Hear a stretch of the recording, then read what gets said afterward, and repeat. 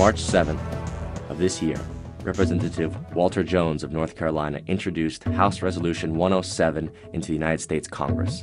The resolution states, whereas the cornerstone of the Republic is honoring Congress's exclusive power to declare war under Article 1, Section 8, Clause 11 of the Constitution, now therefore be it resolved by the House of Representatives, the Senate concurring, that it is the sense of Congress that, except in response to an actual or imminent attack against the territory of the United States, the use of offensive military force by a president without prior and clear authorization of an act of Congress violates Congress's exclusive power to declare war under Article 1, Section 8, Clause 11 of the Constitution.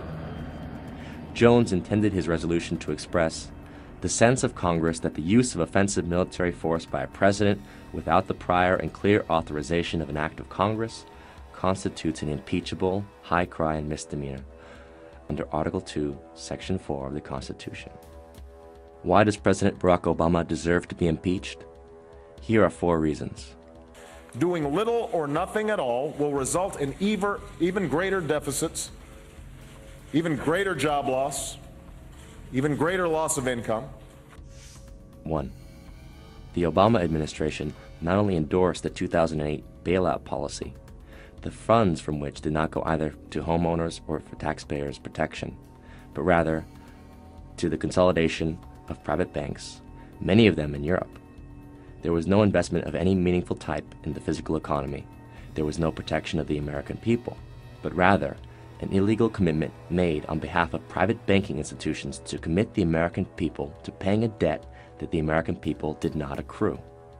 The trillions of dollars that were pledged to the private banking sector are backed by the assets belonging to the American people.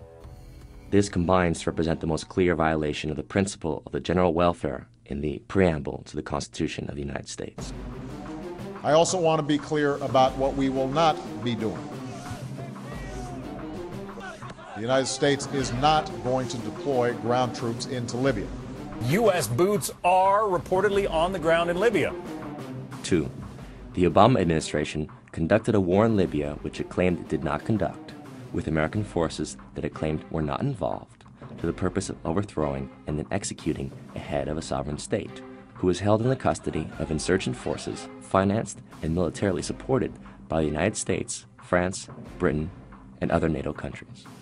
This was done despite the fact that the United States was neither attacked nor threatened with attack by the nation of Libya.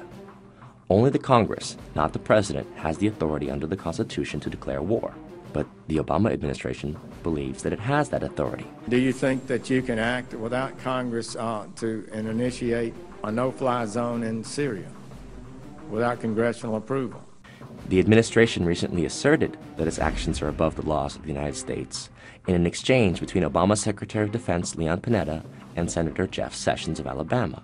Our goal would be to seek international permission, and we would come to the Congress and inform you and determine how best to approach this, whether or not we would want to get permission from the Congress. I think those are issues we would have to discuss as we decide what to do here. What I heard you say is we're going to seek international approval, and then we'll come and tell the Congress what we might do. The Obama administration, thus, does not believe that the Congress has the exclusive power to declare war, and accordingly, the President should be impeached. Let me welcome Prime Minister Cameron to the United States of New York. Obviously, there is an extraordinarily special relationship. 3. The Obama administration sides with the imperial power of Great Britain, and proudly so, in what has been called the special relationship. Through that special relationship, the United States, as a result of the false intelligence advocated by Tony Blair, claimed that Iraq had weapons of mass destruction and conducted a preventive war against Iraq in 2003. Preventive war was declared a crime against humanity by the Nuremberg Statutes of 1947. But now, on March 13th of this year, Barack Obama and David Cameron declared their intention to seek the removal of the Syrian regime of President Bashar al-Assad, a regime that has shown no intent of threatening or attacking the United States Republic. This shows Obama's intent to continue a policy of war, for the commission of which the Nazis were sentenced to death at Nuremberg. If President Obama intends to finance, arm, or in any way militarily support the rebel factions against the president of Syria, he has a constitutional requirement to approach the Congress for a declaration of war. 4. President Obama has committed us as a country to a policy of indefinite warfare, including on American soil. On December 31st, 2011, Barack Obama signed into law the 2012 National Defense Authorization Act, which includes provisions that state that Congress affirms that the authority of the President to use all necessary and appropriate force pursuant to the authorization for use of military force includes the authority for the armed forces of the United States to detain covered persons pending disposition under the law of war. When Congress defined such covered persons, exempting U.S. citizens from the language, they were rebuked by the Obama administration, which told them to remove U.S. citizens from being precluded. Thus, as a result, U.S. citizens can also be detained by the U.S. military indefinitely without due process or civilian trial. This now allows the United States military to arrest and detain without trial American citizens who are deemed enemy combatants.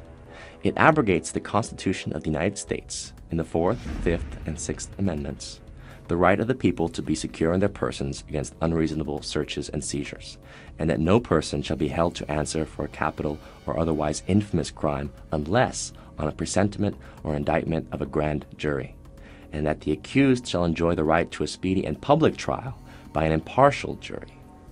All of these rights have been abandoned by the United States under President Barack Obama.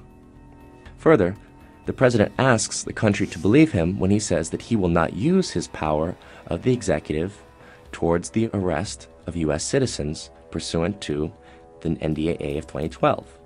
However, the executive branch has already ordered the execution of an American citizen in November of 2011.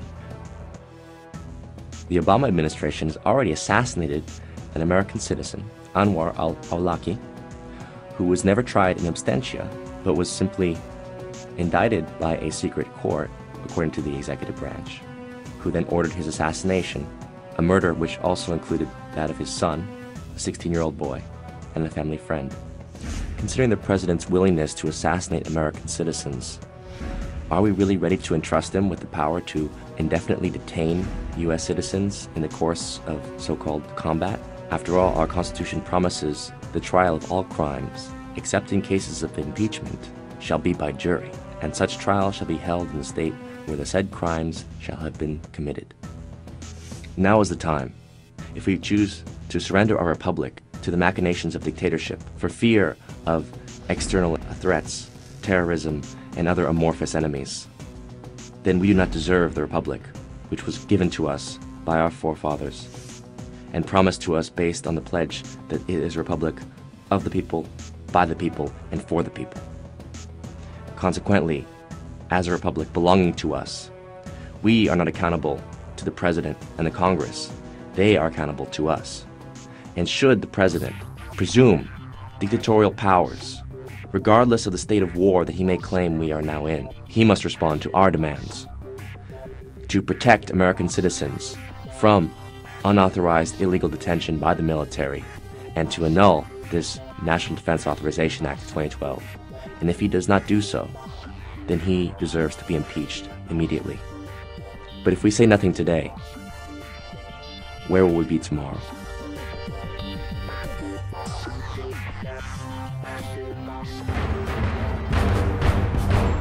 Ask yourselves, what are you doing in this time of great challenge? What are you doing to unlock minds? Go to Infowars.com and PrisonPlanet.tv for the latest headlines and cutting-edge information.